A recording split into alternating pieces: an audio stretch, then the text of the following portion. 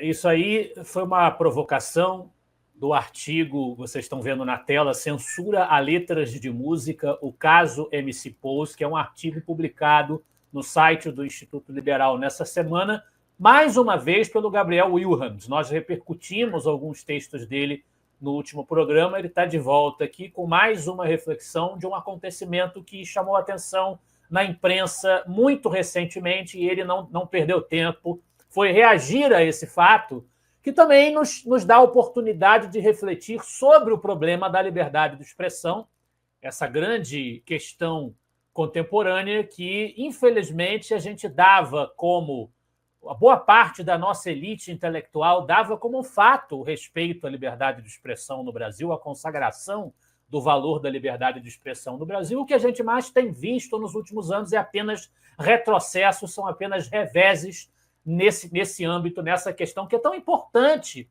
porque todas as liberdades, em alguma medida, são oriundas do reconhecimento da liberdade de expressão do sujeito, em todas as esferas. É sempre o exercício da liberdade e a expressão do sujeito dentro da sua esfera privada. Então, é uma questão de absoluta importância, crucial para qualquer um que se preocupe com uma agenda do liberalismo, que tente efetivar uma agenda liberal. E a liberdade de expressão não pode se misturar com as reflexões sobre gosto. Eu não posso querer limitar a liberdade de expressão dos outros porque eu não gosto do que eles estão dizendo, por mais feio, por mais repulsivo que me pareça. E é esse o mote da análise que o Gabriel faz no seu artigo, por conta da prisão, da recente soltura, a prisão e a recente soltura do funkeiro Marlon Brandon Coelho Couto, conhecido como MC Pose do Rodo. Né? Um nome pitoresco, como os nomes que os MCs costumam ter. Não é, confesso a vocês, uma figura que eu tenha minimamente ouvido falar antes dessas notícias saírem. Não é o tipo de música que eu escuto, não condiz com os meus gostos particulares, mas isso não significa que eu vou interditar a produção cultural do sujeito porque eu não gosto do que ele produz. E aí, a imprensa divulgou que a prisão desse MC Pose do Rodo ela se deu por conta de um suposto envolvimento dele com o tráfico de drogas, mais especificamente com o Comando Vermelho, uma das organizações criminosas mais problemáticas aí no cenário brasileiro, mas também por apologia ao crime nas letras das suas músicas. E é aí que mora o perigo.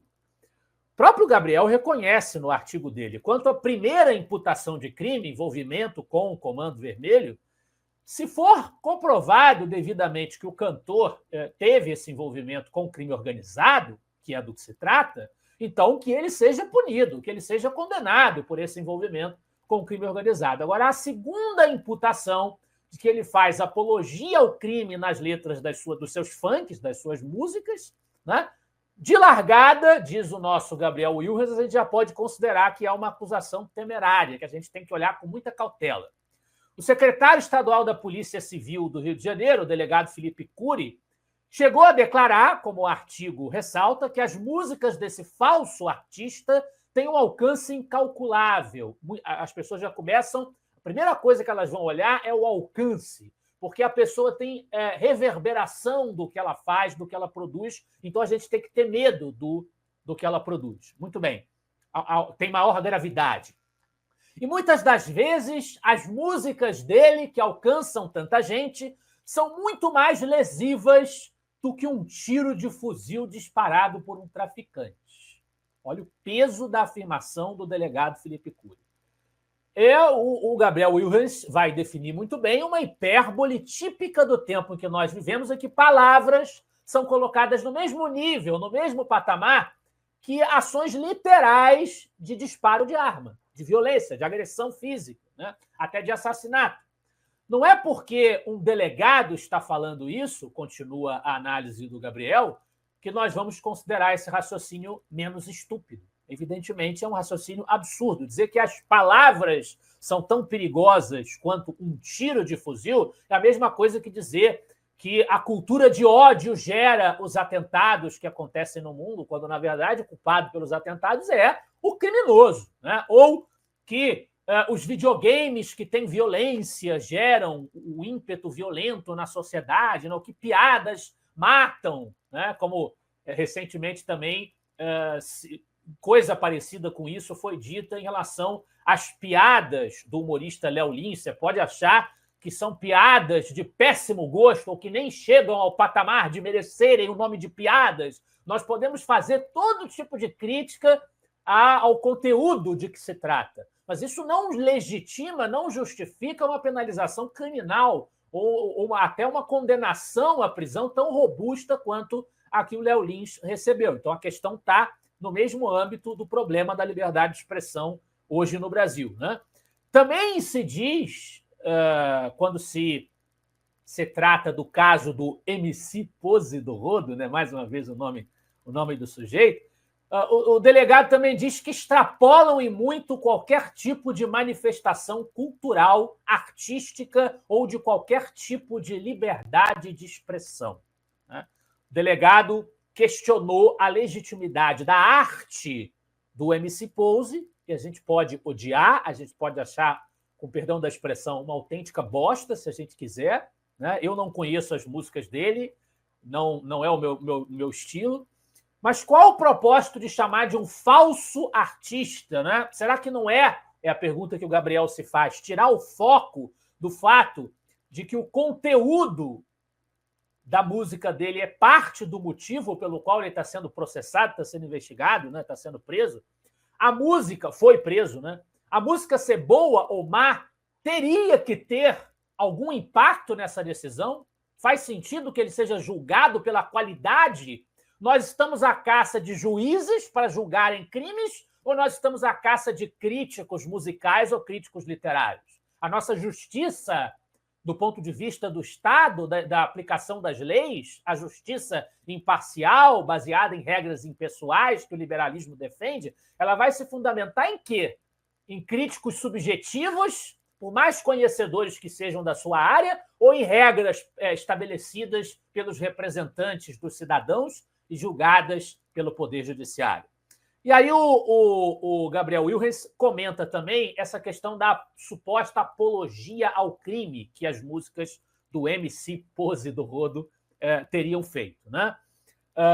E ele vai lembrar que, é claro, se você faz uma apologia a um crime que efetivamente tenha uma possibilidade concreta de repercutir em danos, por exemplo, incentivar uma multidão furiosa a linchar uma pessoa. Evidentemente, isso não é apenas um exercício de liberdade de expressão. Isso é uma expressão criminosa que afeta, que tem potencial de impactar, gerar dano imediato, assim como, por exemplo, você entrar no cinema e falar, criar pânico no cinema, dizer que, desrespeitando um espaço privado que as pessoas pagaram para estar ali, no espaço fechado, inventando um incêndio. Evidentemente que a liberdade de expressão não protege esse tipo de comportamento, ela não é absoluta. Agora, simplesmente, as letras, por exemplo, o secretário reclama, as letras enaltecem o uso de armas de grosso calibre e o uso de drogas, né?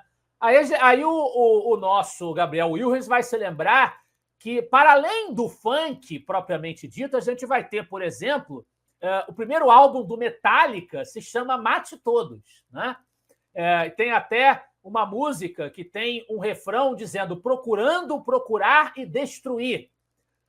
E ninguém saiu por aí destruindo por causa da música do Metallica, né? Os Rolling Stones também, ele cita o caso do lançamento de Midnight Rambler. Também o rock não é a minha praia, tá, pessoal? Também não é o que eu conheço melhor. Mas o nosso Gabriel gosta muito.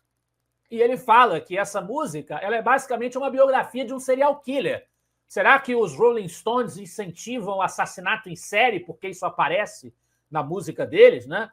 Eles vão falar também do samba do Bezerra da Silva, que tem letras de duplo sentido. Por exemplo, tem coca aí na geladeira, ou vou apertar, mas não vou acender agora, né? Que tem duplo sentido ali. Pode ser uma referência, pode ser interpretado como uma referência à droga, né?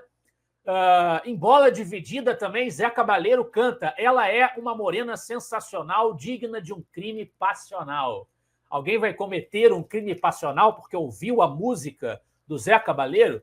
Então, a gente não pode, a gente tem que ser coerente com os nossos princípios, com a nossa pauta de defesa da liberdade de expressão. A gente não pode sair por aí condenando conteúdos, pura e simplesmente. Isso coloca em risco a liberdade de expressão dos que produzem conteúdos que a gente julga de má qualidade, mas amanhã ou depois as pessoas podem ter um outro julgamento, que será, tanto quanto esse, subjetivo.